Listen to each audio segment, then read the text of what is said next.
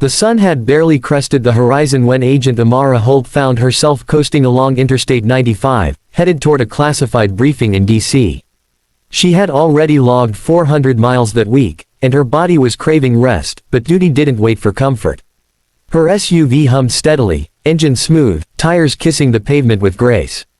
It wasn't her first long drive, and it certainly wouldn't be her last. The playlist she had chosen was mellow, a background whisper to the rhythmic cadence of the road. A warning light blinked on the dash, fuel low.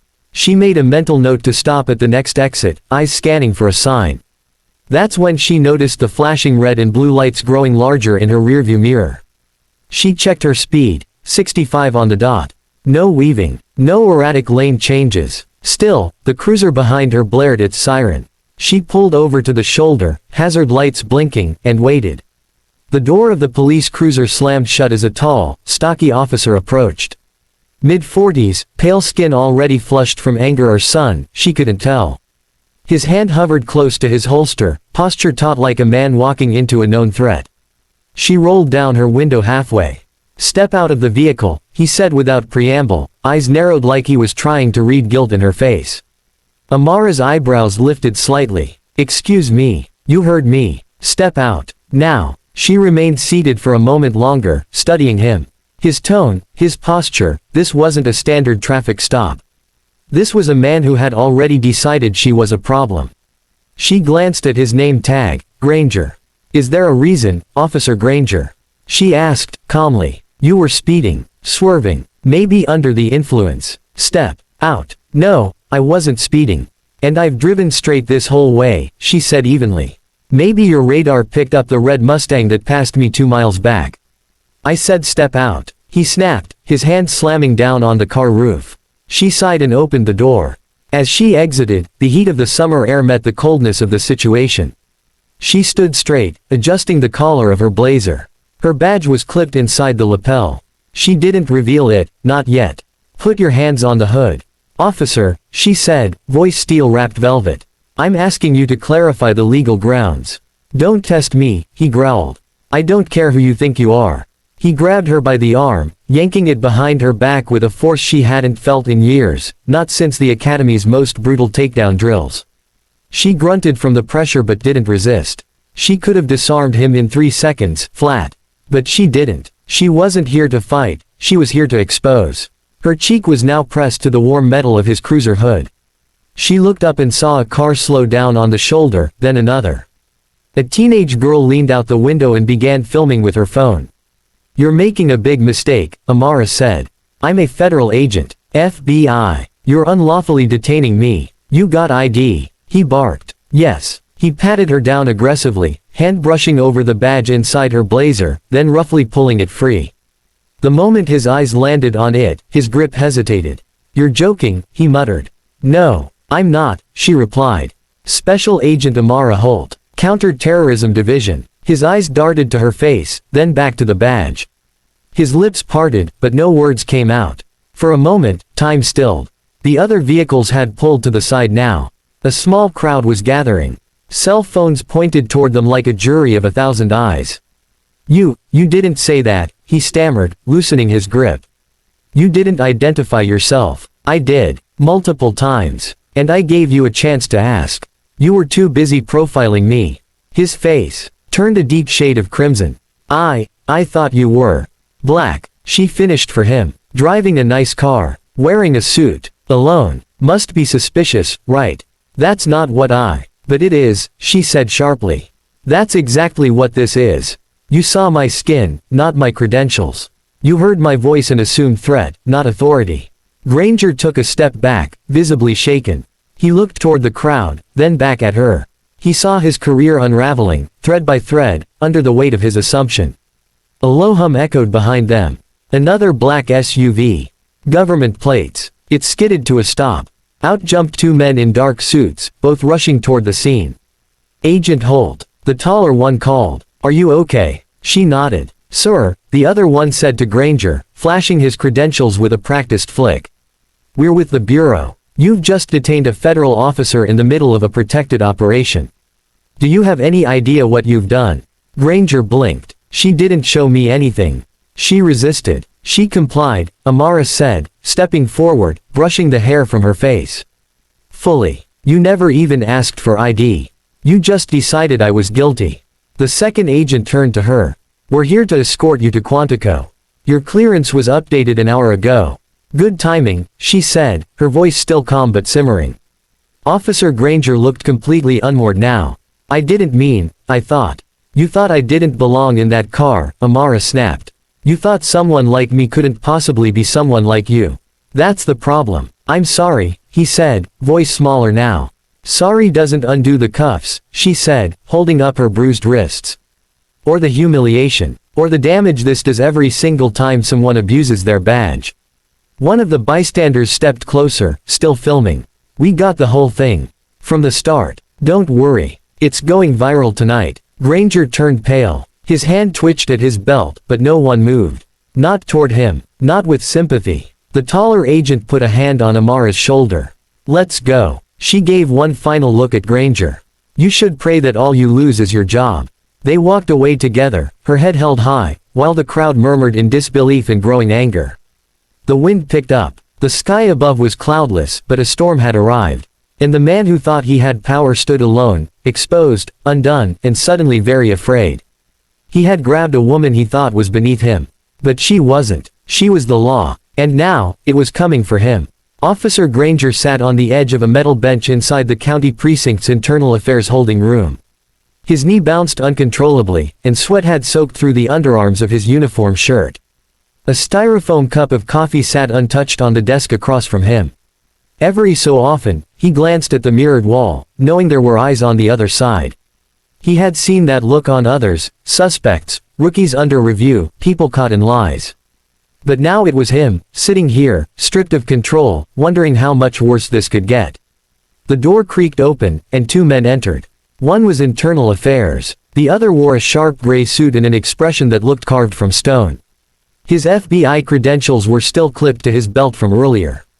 Special Agent Malik Drew. Granger had seen him before. Press briefings, joint task forces, the kind of agent who never spoke more than necessary but whose presence always shifted a room. Officer Granger, Agent Drew said, taking a seat, not offering a handshake. This is not an interrogation. This is a notification. Granger straightened, trying to maintain some semblance of dignity. I understand. Do you? The IA officer asked, arms folded.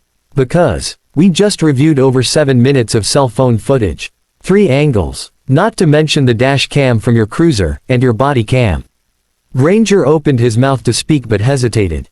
There was no good way to spin this. You initiated an unlawful stop, Agent Drew continued, voice low but dangerous. Detained a federal agent without cause.